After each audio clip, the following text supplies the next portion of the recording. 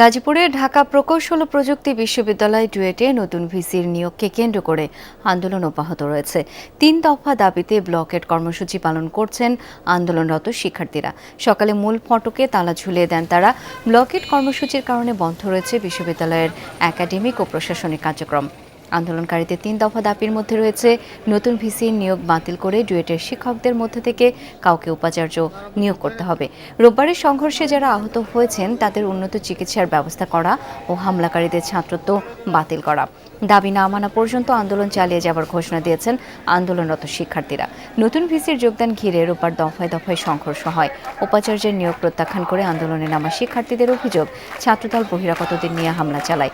অন্যদিকে ছাত্রদলের দাবি, ক্যাম্পাসকে অস্থিতিশীল করতে সাধারণ শিক্ষার্থীদের ব্যানারে সংঘাতময় পরিস্থিতি তৈরি করেছে শিবির। দলীয় কোটার ভিসিকে এখানে ঢুকতে দিতে চাচ্ছি না, যে আমাদের ভাইদের রক্ত জড়িয়েছে সেই ভিসিকে আমরা কোনোভাবে মেনে নিতে চাচ্ছি না। তিনি যদি রক্তপাত পছন্দ করেন, রক্তচোষা হন, তাহলে তিনি কিভাবে আমাদের অভিভাবক? আমরা তাকে কোনোভাবে গ্রহণ করতে পারতেছি না, গ্রহণ করবো না। তার সাথে কোনো সংলাপ নাই। আমাদের নতুন করে ভিসি নিয়োগ দিতে হবে এবং তার নিয়োগকে বাতিল করতে হবে।